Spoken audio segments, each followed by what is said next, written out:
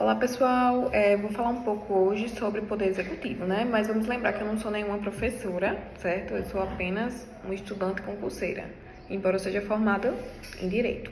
Hoje eu vou falar um pouco, né, como já disse, sobre o Poder Executivo. Então vamos começar ali pelo princípio, pelo começo, que é sistema de governo. Eu tô com aqui só para me orientar os tópicos, né, ao que eu vou falar, tá certo?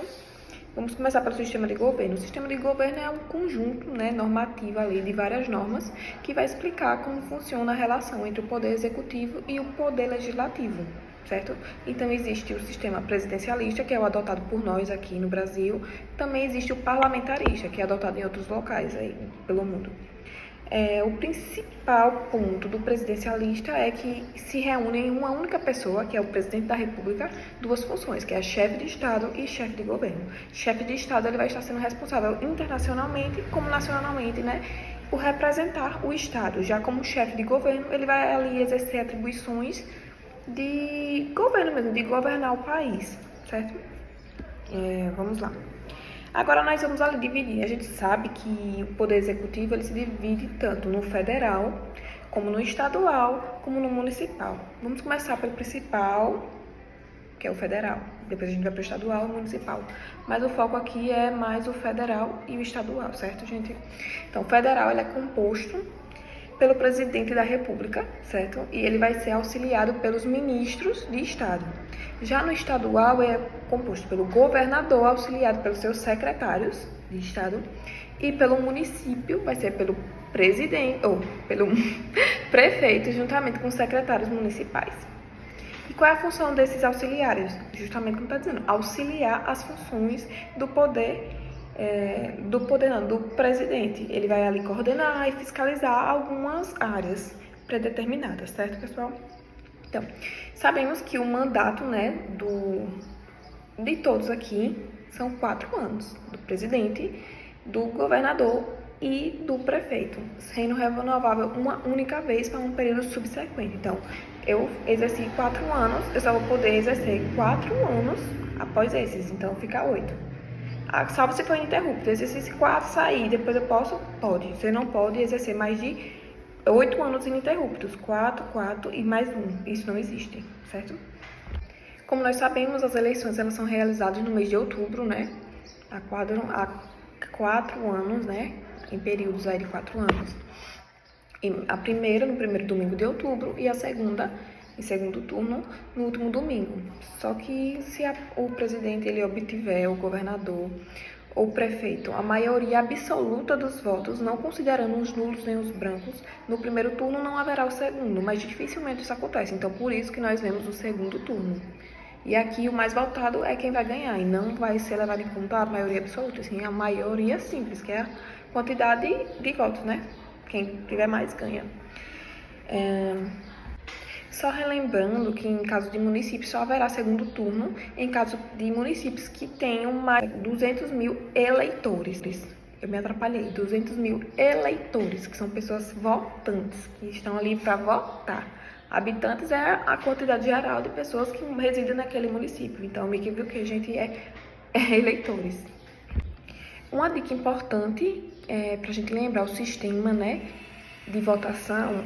Existem dois, existe o sistema majoritário e existe o sistema proporcional. Eu fiz um link na minha cabeça, não sei se vai funcionar para vocês, mas majoritário são executivo mais senado e o restante é proporcional. Mas qual a diferença do proporcional para o majoritário? Majoritário, como já diz, maioria de votos, que é como eu expliquei, e o proporcional não é só por maioria de votos, ela é um coeficiente eleitoral. E é importante lembrar que nas votações por proporcional, como vereador, deputado, que ocorre, o mandato não pertence ao indivíduo, pertence ao partido. No majoritário não, pertence à pessoa, em respeito ao princípio republicano, certo, gente? Eu não vou poder focar muito nas atribuições de cada um, né, dos representantes, então eu vou falar um pouco mais do presidente. Então é importante que você memorize ali o que tem disposto no artigo 84 da Constituição Federal, especialmente o 84, inciso IV, né, que é o 4, ou é 5? 4, gente. Que ali vai ter as possibilidades de delegações de algumas funções, né, do presidente, próprias do presidente, para os ministros de Estado. Então, esse rol, ele é só exemplificativo, gente. Então, ele não é taxativo. Tem muitas outras atribuições que não estão ali. Ali é só exemplificativo mesmo, para mostrar algumas das funções. Um ponto importante é que essa delegação prevista no artigo 84IV da CF, né, seu inciso 4º, só pode ser feita para Procurador-Geral da República, Advogado-Geral da União e Ministros de Estado. Então, o presidente pode delegar para esses três. Vamos repetir? AGU, PGR e Ministro de Estado. Só para eles. E não são todas as funções, são funções específicas. Tem 3 incisos, né? Não lembro o inciso correto, mas eu lembro que é. Ele pode dispor mediante decreto, né? Da extinção de cargos públicos vagos. Decreto, cargo público vago. E também pode dispor, né, sobre a organização e funcionamento da administração pública federal, desde que, lembre, desde que, então não pode aumentar despesas nem extinguir cargos públicos que estejam ocupados, certo? Eles também podem ser delegados ali a competência para conceder indulto e graça. Indulto e graça e anistia. Anistia quem concede ao Congresso Nacional, tá certo, pessoal? E também ele tem capacidade para prover e desprover, né, consequentemente, quem pode o mais pode o menos, ou pode o igual, cargos públicos na forma da lei. Se for mediante decreto sobre a organização da administração pública federal, ele não pode dispor, certo? Para extinguir cargos. E desde que esses cargos estejam ocupados. Se for cargo público vago, ok. Tem um ponto bem interessante ali nas atribuições do Congresso Nacional, que é decretar o estado de calamidade pública, certo? Mas ele decreta, o Congresso decreta, mas quem vai propor é o presidente da República. Então, o presidente da República propõe, né? Ele só é como se fosse uma solicitação ao Congresso Nacional, mas ele não tem a atribuição de ele mesmo fazer implantar aquela decisão. A competência de propor é dele, mas a competência de decretar é do Congresso Nacional. Você lembre disso, senão você vai se confundir. Falando um pouco agora sobre as condições de elegibilidade, tem ali que presidente e vice da República precisam ser brasileiros natos. E quais são os outros? Vocês podem perguntar, cargos que precisam ser brasileiro nato. Aí a gente tem que saber a diferença de nato para naturalizado. Eu não vou poder explicar aqui em termos muito explícitos e claros, né, porque o tempo é curto. Mas, enfim, nato é aquele que vamos dar um exemplo assim, nasce no Brasil de pais brasileiros, certo? Brasileiro nato. Naturalizado é aquele estrangeiro que veio morar aqui e depois de 15 anos ele obteve ali a sua naturalização. Mas aí você lembra, nato, você vai ter que dar uma ledinha ali de constitucional. Quais são os cargos de brasileiro nato?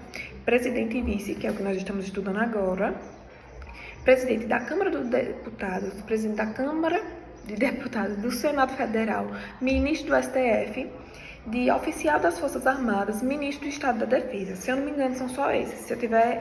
tem de carreira diplomática, são só esses. Vocês anotem, porque isso cai muito em prova. Pronto, além de ser brasileiro nato, ele precisa estar em exercício dos direitos políticos, não pode estar com direito político suspenso. Tem que ter alistamento eleitoral, domicílio na circunscrição eleitoral, a idade mínima para ser presidente, gente, que é 35, certo? Todo mundo é 35? Não, presidente é 35, senador é 35. Agora, vereador 21, certo? Não, vereador 18, não é não? Isso, vereador 18. 21 é quem? Deputado, e por aí vai. Aí você pode me perguntar, e em caso de... na época da votação, um dos que estava em primeiro lugar, em segundo, morrer, ou ele for decretado o seu impedimento ali pela Justiça Eleitoral, ou se ele mesmo desistir, quem é que vai concorrer com o outro, o que ficou? Então, dentre os remanescentes, né, porque geralmente não são só 2, né, são 3, 4, 5 candidatos, vai ser chamado, fora o que desistiu, o que já estava, né, com maior votação, e o outro remanescente de maior votação. E caso existam 2 com igualdade ali de votos, vai ser chamado aquele de idade superior. É sempre bom lembrar que houve a modificação da data da posse, né, de quando é que se começa a posse. O presidente da República ele não vai mais ser empossado em 1º de janeiro, ele vai ser empossado em dia 5 de janeiro. Então vamos lá, o presidente dia 5 de janeiro, os governadores dia 6, presidentes dia 1º. certo? Vou repetir isso para vocês anotarem.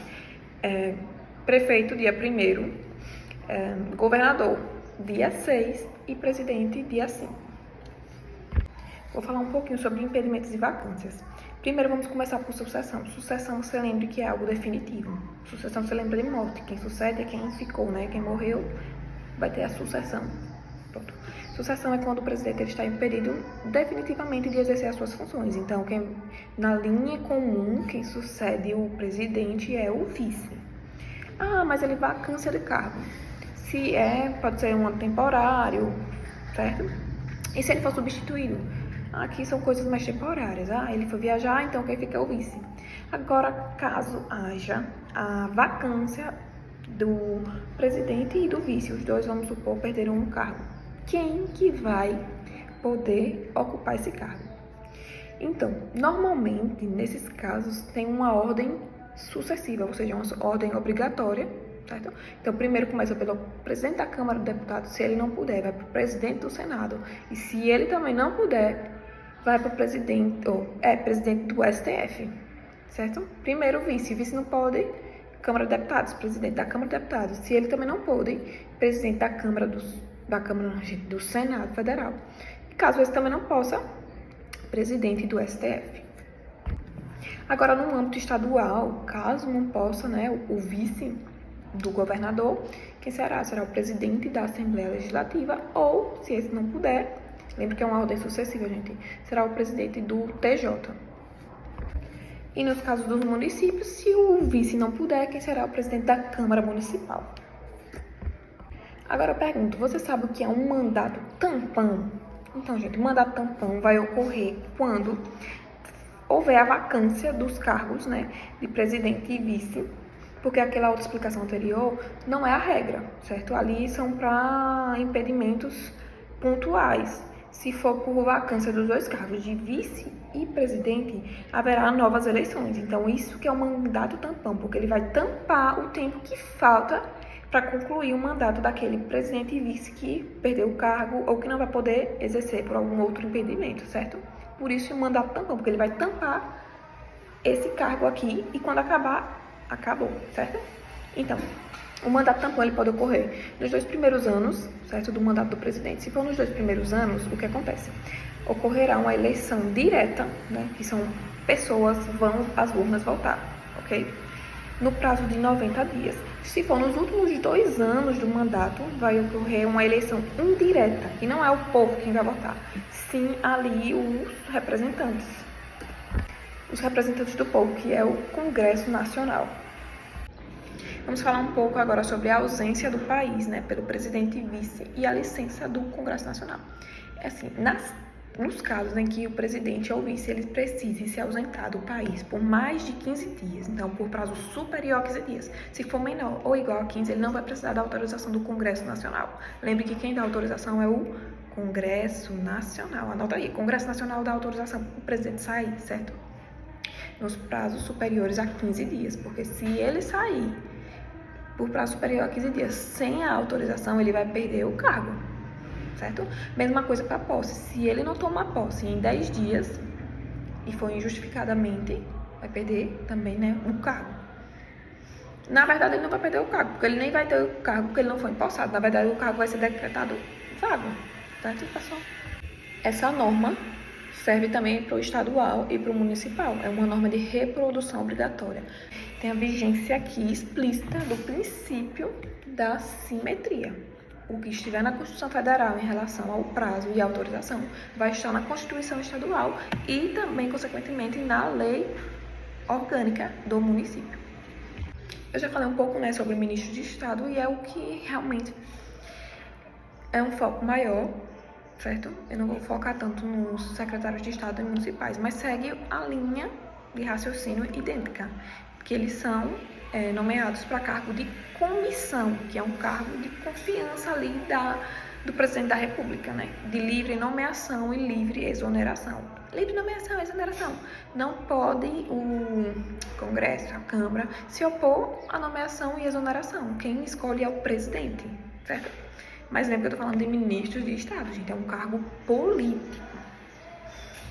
E para ser ministro de Estado precisa ter a idade mínima de 21 aninhos. Agora chegou num ponto delicado, que é crimes de responsabilidade. O presidente comete crime de responsabilidade, ministros de estados cometem, governadores, prefeitos e secretários. E o que acontece? A depender, né, se for praticado juntamente com o presidente, vai ter uma modificação ali na competência do órgão julgador. Caso o presidente pratique um crime de responsabilidade ao lado de um ministro de Estado, eles serão julgados no Senado Federal, se tiver conexão ali com o presidente.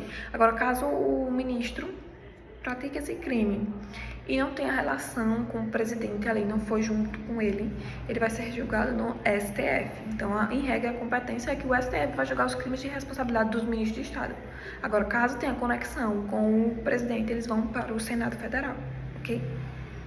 E quando tiver essa conexão com o presidente da República, é bom atentar que tem que ter autorização para o recebimento da denúncia ali, né, pelo Senado Federal, vai ter que ter uma autorização de 2/3, é uma maioria qualificada, 2/3, anotem, 2/3, gente, para poder ser julgado pelo Senado. Agora, caso ele não esteja junto com o presidente, ele não vai precisar dessa autorização e não vai ser julgado no Senado, ok? Eu disse a vocês, né, que o presidente da República, ele é responsabilizado por crime político no Senado Federal. Só que quem recebe essa autorização é a Câmara de Deputados. Recebe essa autorização, né? Quem dá essa autorização é a Câmara de Deputados, pelo quórum de 2/3, como eu já tinha falado anteriormente. Mas quem pode chegar até a Câmara de Deputados e falar: isso aqui é indício de crime de responsabilidade? Qualquer pessoa. Qualquer pessoa pode chegar e levar até a Câmara de Deputados essa denúncia, certo? Uma representação. Mas a Câmara só vai autorizar o Senado por 2/3. E o Senado vai fazer ali um juízo se sim ou se não, se vai dar início ou se não vai dar início a esse processo. E o processo também de decisão ali, né? Qual vai ser a sanção? Pode ser tanto perda do cargo quanto inabilitação para qualquer função pública. Qualquer função pública por um período de até 8 anos, tá bom? Mas para essa decisão também precisa desse quórum de 2/3. Você lembra? 2/3 para receber e 2/3 para condenar, tá bom? Agora, quando for instaurado esse procedimento ali no Senado, na Câmara, o presidente da República ele fica suspenso das suas funções, ou seja, ele não vai exercer a função, ele vai estar suspenso pelo prazo de 180 dias, a contar da instauração do procedimento.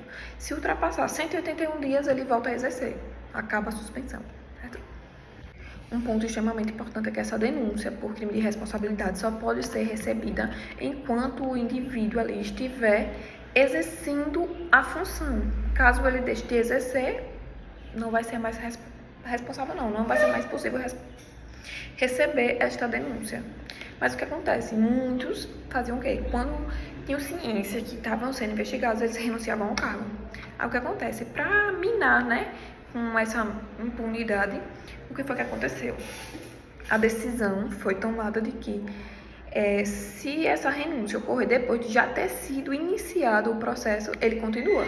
Agora, se for antes de ter sido iniciado, aí acaba a possibilidade. Quando a gente estuda ali Poder Legislativo, a gente vê que tem algumas prerrogativas, né? Algumas imunidades. A imunidade formal, que é para processo e prisão, e a imunidade material, que é para palavras e votos. O que acontece aqui com o presidente da República é que ele não tem imunidade material, embora ele tenha a processual, como a gente já viu, e a de prisão, ou seja, ele não será processado por crimes cometidos antes do exercício do cargo ou depois do exercício do cargo, né, crimes comuns. Ele não vai ser processado nem antes nem depois, se não tiver relação com o cargo, ou seja, por crime comum, o presidente da República, ele só vai ser responsabilizado caso, criminalmente, só será responsabilizado criminalmente por crime comum cometido durante o mandato que tenha relação com o exercício da função, certo? Crime comum cometido antes, não. Crime comum depois, sem relação, não. Crime comum durante e com relação, tudo bem. E aqui também precisa de autorização, né? Ele vai ser julgado no STF, mas tem que ter autorização de 2/3 também, da Câmara de Deputados. Assim como para julgar por crime de responsabilidade precisa no Senado Federal de 2/3 da Câmara. Agora eu falei, é crime de responsabilidade. Agora, o que é um crime de responsabilidade? A natureza jurídica do crime de responsabilidade é uma infração político-administrativa. Ela tem natureza política e é administrativa, é uma infração administrativa de natureza política, então é uma infração político-administrativa. Natureza. Lembre, gente, normalmente em provas discursivas eles pedem a natureza de alguns institutos. Já fiz provas discursivas e eu não sabia qual era a natureza da coisa que estavam perguntando. Então, eu estou dizendo para vocês, infração político-administrativa, natureza de infração administrativa de caráter político, certo? É importante lembrar que deputados e senadores, eles não praticam crime de responsabilidade. Antes de eu fazer uma ligação assim, eu dizia que crime de responsabilidade só era praticado por pessoas do executivo, mas não é o que acontece. Presidente responde, governador responde, mas também tem aqui PGR, tem ministro do STF, que não é executivo. Aqui, ministro do STF é o quê? Poder Judiciário. Então, você lembre de quem não faz parte, que é mais fácil do que você decorar todos que fazem parte. Então, deputados e senadores não praticam crime de responsabilidade. Eles respondem por improbidade administrativa, mas não vão responder por crime de responsabilidade. Agora, o presidente da República, ele só responde por crime de responsabilidade. Ele não tem responsabilização na lei de improbidade administrativa. Agora, os ministros de Estado, sim, tanto com a lei de improbidade administrativa como crime de responsabilidade. Lembrem disso. E aqui ele também ficará suspenso por 180 dias, naqueles mesmos moldes que eu expliquei anteriormente. E essa impossibilidade de se receber denúncias, ela vale para o seara criminal, persecução criminal. Ele pode ser responsabilizado no processo civil, processamento fiscal e por aí vai. E ele só pode ser preso por sentença condenatória, sentença penal condenatória. O presidente não é preso em flagrante, ele não tem prisão preventiva, provisória aqui, né?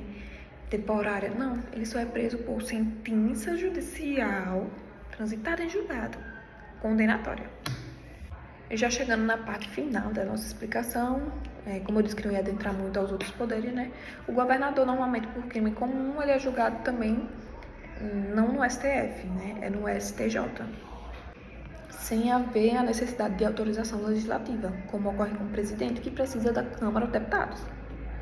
Já em crimes de responsabilidade, o presidente é no Senado, o governador é um tribunal especial, ele é formado por alguns desembargadores. E foi essa a minha explicação, eu espero que vocês tenham gostado, né? Me desculpe se eu deixei um ponto a desejar, mas era o que eu tinha para hoje, gente. Se tiver alguma recomendação, pode deixar aqui nos comentários também. E foi essa a aula de um concurseiro para outro sobre poder executivo. Eu sugiro que vocês façam algumas questões, né, para fixar o conteúdo e estudem a cada assunto, né, a cada pelo menos 60 dias, que vai ajudar a fixar melhor. E reveja o seu PDF, acrescente informações que eu falei aqui ou que faltaram aqui. E é isso, pessoal, até mais!